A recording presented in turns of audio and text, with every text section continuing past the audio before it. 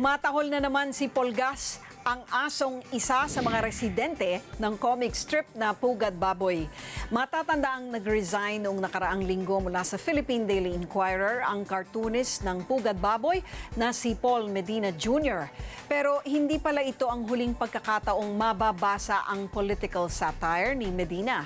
Dahil simula kahapon, online nang mababasa ang Pugad Baboy at sa unang serye, kasama na naman ang isang karakter na pare. Dahil sa nakakatawang atake nito sa iba't ibang isyu sa bansa, marami ang naaliw sa pagtahol ni Polgas at ang pag-iingay ng buong komunidad ng Pugad Baboy. Ang bawat ideya sa comic strip nag-uugat daw sa pagkatao na may akda nito, si Paul Medina Jr. Bukod sa pagiging paranoid, cynical ako, tapos mahilig ako sa conspiracy theories, ganyan. Tapos mapanghinala. So, kaya gano'n ang lumalabas na comedy ko dahil sa mga virtues ko din. Ang Pugad Baboy ay isang satiriko o uri ng paglalahad ng isang realidad sa pamamagitan ng iba't ibang paraan, gaya ng eksaherasyon, pagpapatawa, o kaya'y pagbalikwas ng katotohanan. Satirical yung style ng comedy ko Nakaka-receive naman ako ng feedback na maganda nung nilalabas ko yung mga banat Ito yung aking venue para ilabas yung mga biased opinions ko. Pero noong ika-4 na Hunyo, binusalan ang Pugad Baboy dahil sa isang serye nito na inilabas ni Medina. Kinokondena raw ng simbahan ang homosexuals, pero sa mga exclusive Catholic girls' school, marami naman ang relasyong lesbiana.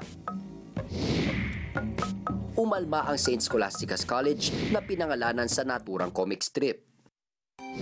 Bilang aksyon, sinuspindi naman ng Philippine Daily Inquirer si Medina.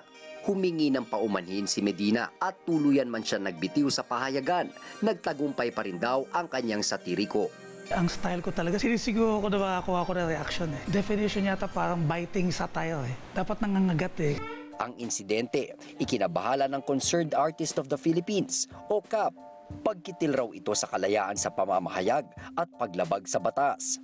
Pagkitil sa freedom of expression, nangyayari dahil walang tolerance na nag-exist. Ang totoong threat sa freedom of expression, censorship talaga. Hindi ka ilalabas at all Kontra sa pamamahayag rin ang kasong kinasangkutan noong 2011 ng visual artist na si Medeo Cruz dahil sa kanyang artwork na politismo.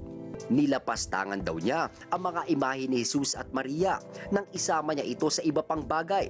Isa na rito ang ari ng lalaki.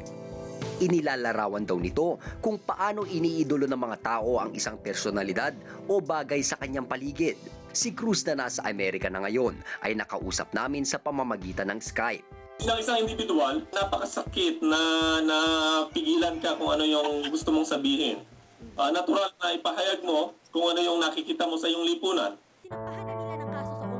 Sinampahan ng kasong kriminal si Cruz at ilan pang opisyal ng CCP kung saan ginanap ang exhibit dahil sa kalaswaan di umano nito. Sa una pa lang, tinitingnan naman naman ng marami na ang kasong isinampa sa akin ay harassment.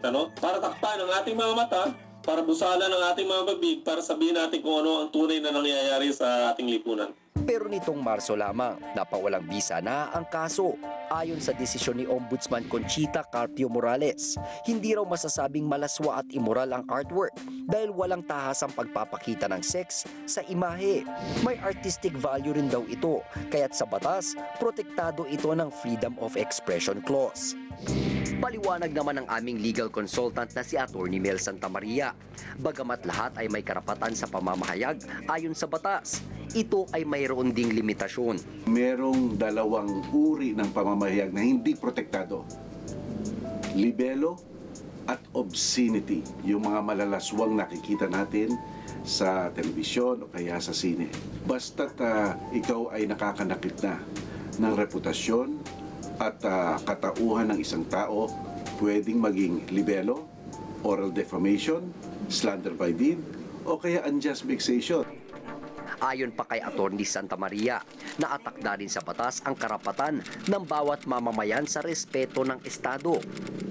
Ang ating Article 26 ng Civil Code sinasabi na lahat ng mamamayan ay dapat galangin, respetuhin ang reputasyon, privacy at katauhan ng iba. At sapagkat ito ang alituntunin, hindi dapat siya manghamak o mag-embarrass, mag-humiliate ng ibang tao. Kaya't si Pulgas, maingat na raw. Ika nga ni Medina, nakahanap na ng bagong pugad online ang mga baboy. Sa eksena kung saan kasama ni Pulgas ang isang pare, 3 bersyon ng kanilang dialogo ang pwedeng pagpilian. Kanya-kanyang opinyon ang netizens. Nangangahulugan daw na in denial at hypocrite ang simbahang Katoliko. Mayroon pang ibang nagkomento, pero malinaw na ang unang tahol ni Pulgas online, censored na raw. Yung iniingatan ko na lang yung delivery.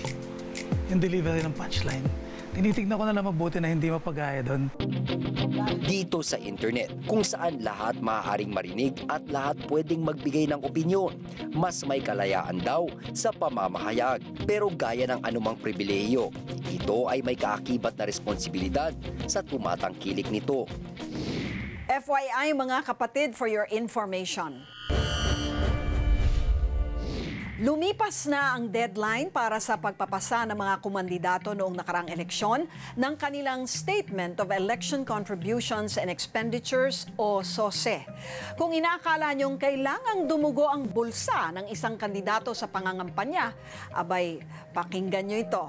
Ayon kay Peter Puzon, na tumakbong mayor ng Baguio City, 50 sentimos lang ang ginasta niya sa pagtakbo. At ito raw ay para sa pagpapakopya ng mga dokumento. Ang iba naman sa halip na gumasta ay tila kumita pa. Si Senator-elect Nancy Binay nakalikom umano ng 8 milyong piso mula sa mga kontribusyong natanggap niya sa mga taga-suporta.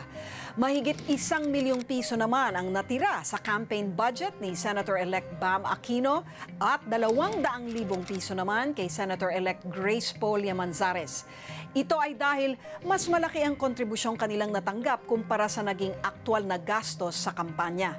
Pero kung may nakatipid, mayroon din namang gumastos ng husto. Mahigit 130 milyong piso ang inilabas ni Senator-elect Cynthia Villar mula sa sarili niyang bulsa dahil lagpas lamang ng 2 milyong piso ang natanggap niyang kontribusyon. Pinakamalaki naman ang nagastos ni Jack Enrile, mahigit 150 milyong piso, pero mas malaki ng bahagya dito ang natanggap niya mula sa mga taga-suporta. Ayon sa COMELEC, maaari naman daw ibulsa ng mga kandidato ang natira nilang pondo basta't isama nila ang halaga sa babayaran nilang income tax. Nakasaad sa Republic Act 7166 na dapat isumite ng mga kandidato ang kanilang SOSE sa COMELEC 1 buwan matapos ang eleksyon. Magmumulta sila ng 1 hanggang 30,000 piso sakaling mahuli sa deadline.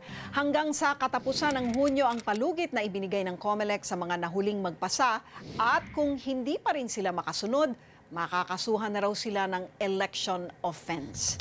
Kung walang magsasabi, walang mangyayari. Ang opinyon mo, pinakikinggan, pinag-uusapan dahil ang bawat balita may katumbas na reaksyon. Ako po si Lucy Cruz Valdez. Magandang gabi po sa inyong lahat. Be sure to come back. News 5 everywhere. Copyright 2013.